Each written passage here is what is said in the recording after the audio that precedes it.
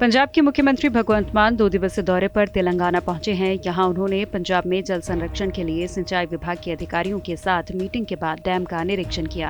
इसके अलावा उन्होंने जल संरक्षण और अन्य विकल्पों समेत नई नई तकनीकों के बारे में जानकारी भी हासिल की। तेलंगाना ਦੇ ਵਿੱਚ ਉਹਨਾਂ ਨੇ ਕੀ ਕੀਤਾ, ਪਿੰਡਾਂ ਦੇ ਟੋਬਿਆਂ ਨੂੰ ਡੂੰਘੇ ਕਰਕੇ ਉਹਨਾਂ ਤੇ ਡੈਮ ਬਣਾਤੇ ਛੋਟੇ ਛੋਟੇ। ਉਹ ਭਰ ਜਾਂਦਾ ਹੈ ਤਾਂ ਡੈਮ ਰਾਹੀਂ ਮੋਟਰਾਂ ਲਾ ਕੇ ਥੱਲੇ ਸਾਰੇ ਪਿੰਡ ਨੂੰ ਫਸਲ ਨੂੰ ਪਾਣੀ ਦੇ ਦਿੰਦੇ ਨੇ। तेलंगाना ਦਾ 2 ਮੀਟਰ ਪਾਣੀ ਧਰਤੀ ਵਾਲਾ ਉੱਪਰ ਆ ਗਿਆ। ਅਸੀਂ ਹੁਣ ਪਹਿਲਾਂ ਦੇਖ ਕੇ ਗਏ ਆ, ਹੁਣ ਮੈਂ ਸਿੰਚਾਈ ਦੇ ਅਫਸਰ ਵੀ ਨਾਲ ਲੈ ਕੇ ਜਾਵਾਂ, ਇਹ ਵੀ ਕੰਮ ਕਰਨਾ, ਨਾਲੇ ਟੋਬਿਆਂ ਤੋਂ ਖੜਾ ਛੁੱਟੂ। ਸਭ ਤੋਂ ਵੱਡੀ ਪ੍ਰੋਬਲਮ ਪਿੰਡ 'ਚ ਟੋਬਿਆਂ ਦੀ ਹੈ। ਕਦੇ ਘਰਾਂ 'ਚ ਆ ਵੜਦਾ ਪਾਣੀ, ਮੀਂਹ ਪੈ ਜਾਦੇ, ਕਦੇ ਖੇਤਾਂ 'ਚ ਆ ਵੜਦਾ, ਪਤਾ ਨਹੀਂ ਲੱਗਦਾ। हिमाचल प्रदेश कैबिनेट की बैठक गुरुवार को राज्य सचिवालय के शिखर सम्मेलन हॉल में शिमला में हुई। मुख्यमंत्री सुखविंदर सिंह सुक्खू के नेतृत्व की प्रदेश की नई सरकार की ये दूसरी कैबिनेट बैठक हुई। बैठक में विधानसभा के बजट सत्र की तिथियों पर निर्णय लिया गया। बता दें कि विधानसभा का बजट सत्र 14 मार्च से 6 अप्रैल तक चलेगा। आज की कैबिनेट मीटिंग में सीएम सुक्खू ने एक अहम फैसला लिया। सुक्खू ने फैसला लिया कि पैदाइशी अनाथ बच्चे की 27 साल तक सरकार देखभाल करेगी और 17 साल के बाद पढ़ाई का पूरा खर्च भी उठाएगी। मुख्यमंत्री बनने के बाद अनाथ बच्चों के बालिका आश्रम में गए। जब देखा तो वहाँ उनसे सीखा, और पहली कैबिनेट में हमने सरकार के कर्मचारी और अधिकारियों के लिए जिन्होंने हिमाचल में विकास की गाथा लिखी है, उनको हमने ओपीएस बहाल किया। और आज पूरे 1 महीना 2 दिन बाद ये कैबिनेट हो रही है। उसमें उन बच्चों के लिए योजना लेके आए, और ये योजना अनाथ बच्चों के लिए है, चिल्ड्रन ऑफ द स्टेट के लिए, जिनके माता नहीं है, पिता नहीं है। आज के बाद से जो बच्चा अगर पैदा होते भी अनाथ हुआ और वो जीवन के 27 साल तक सरकार उसकी देखभाल करेगी, और जब वो 18 साल के बाद पढ़ाई आगे करना चाहता होगा या प्रोफेशनल कोर्स करना चाहता होगा या डिग्री करना चाहता होगा या राष्ट्रीय महत्व के जो संस्थान होते हैं IIT, MBB, एम्स या IIM में एडमिशन लेना चाहता होगा, या शिक्षा के किसी और स्तर में एडमिशन लेना चाहता होगा, या PhD करना चाहता होगा, सरकार उसका पूरा पढ़ाई का खर्चा उठाएगी। हरियाणा के उप मुख्यमंत्री दुष्यंत चौटाला ने कहा कि इस बार का बजट पिछली बार से बेहतर होगा और सरकार सत्र के लिए पूरी तरह से तैयार है। एड्रेस के ऊपर भी चर्चा हुई है कि उस दिन कॉलिंग अटेंशन लिए जाएंगे। उसके साथ साथ फिर आगे 2 दिन गवर्नर की स्पीच के ऊपर चर्चा होगी, और उसके बाद फाइनेंस मिनिस्टर, चीफ मिनिस्टर अपना बजट पेश करेंगे। रिसेस रखी जाएगी पिछली बार की तरह, जिसमें सारे एस्पेक्ट्स को चर्चित कर कमेटियाँ अपना विजन दे, और उसके बाद 17 तारीख से रिज्यूम होकर 22 तारीख को सेशन कंक्लूड होगा। पूरी तरह तैयार है, और अभी तो शुरू हुआ है।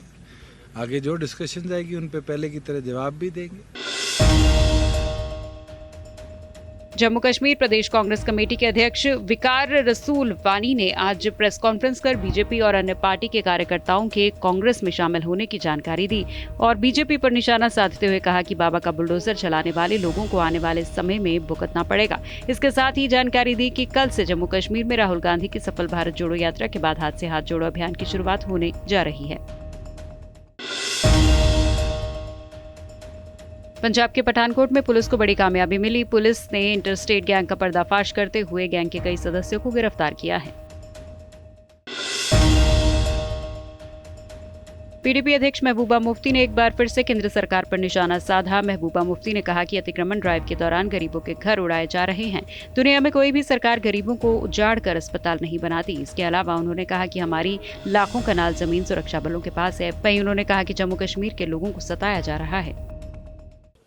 देखिए, जो डेमोलिशन चल रहा है ये गरीबों के घर उड़ाए जा रहे हैं, और पहली बार मैं ऐसी देख रही हूँ कोई सरकार ये है जो एक गरीब को कहती है कि मैं आपका घर उड़ा के स्कूल बनाऊंगा, अस्पताल बनाऊंगा, पार्क्स बनाऊंगा। कभी ऐसा देखा है दुनिया में कि कोई सरकार गरीबों का घर उजाड़ के उसके बाद अस्पताल बनाती? अभी आपके यहाँ जो गाँव में अस्पताल हैं, क्या वहाँ डॉक्टर हैं? क्या वहाँ इंफ्रास्ट्रक्चर है? पहले उन अस्पतालों में इंफ्रास्ट्रक्चर दो, डॉक्टर दो, उसके बाद नए अस्पताल बनाओ। आपके पास इतनी सारी ज़मीन है।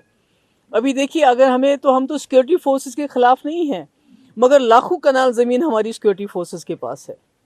जब ये खुद कहते हैं बीजेपी वाले हालात ठीक हो गए हैं, तो हो सकता है सिक्योरिटी फोर्सेस की तादाद को कम करके वो ज़मीन वहाँ से लेके वहाँ स्कूल बनाए, वहाँ अस्पताल बनाए, तो गरीबों को क्यों सताते हैं? तो ये मुझे लगता है कि ये जम्मू कश्मीर के लोगों को सताने वाली बात है, उनको तंग करने वाली बात है, उनकी मईशत पे हमला हो रहा है, उनको इतना गरीब बनाने की बात है कि वो घुटनों पे आ जाए।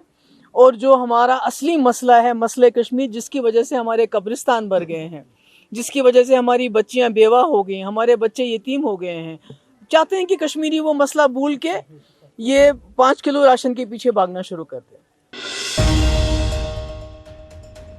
राजस्थान के जयपुर में गैंगस्टर लॉरेंस बिश्नोई की पेशी हुई। जयपुर के जी क्लब में हुई फायरिंग के मामले में गैंगस्टर लॉरेंस को गुरुवार को वीडियो कॉन्फ्रेंस के जरिए कोर्ट में पेश किया गया, जहां कोर्ट ने लॉरेंस को 7 दिन के लिए जयपुर पुलिस को रिमांड पर दिया है।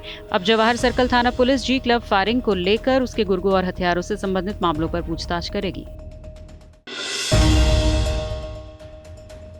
दिल्ली पुलिस आज अपना 76वां स्थापना दिवस मना रही है। इस मौके पर गृह मंत्री अमित शाह मुख्य अतिथि के रूप में शामिल हुए। इस दौरान उन्होंने परेड की सलामी भी ली। इस मौके पर उन्होंने पुलिस की तारीफ करते हुए बड़ा ऐलान किया। शाह ने कहा कि दिल्ली पुलिस के इंतजामों की पूरी दुनिया में तारीफ होती है। आगे उन्होंने कहा कि आने वाले दिनों में फॉरेंसिक और एविडेंस एक्ट में काफी बदलाव होने वाले हैं। इसके अलावा उन्होंने कहा कि G20 कार्यक्रम के दौरान दिल्ली पुलिस को बेहद सतर्क रहना होगा, क्योंकि उस वक्त कई देशों के राष्ट्राध्यक्ष दिल्ली में होंगे। बीजेपी की कौसर जहां दिल्ली हज कमेटी की अध्यक्ष चुनी गई हैं। कौसर जहां इस पद पर निर्वाचित होने वाली दूसरी महिला हैं। दिल्ली सचिवालय में हुए चुनावों में उन्होंने समिति के सदस्यों द्वारा डाले गए 5 वोटों से 3 मिले। वहीं इस मामले पर आम आदमी पार्टी हमलावर हो गई। आप प्रवक्ता सौरभ भारद्वाज ने कहा कि दिल्ली के एलजी ने एक बार फिर से बेईमानी की है और चालाकी से नाम बदलकर अपनी तरफ से 6 मेंबर बना डाले, जिसे बीजेपी अपनी जीत बता रही है।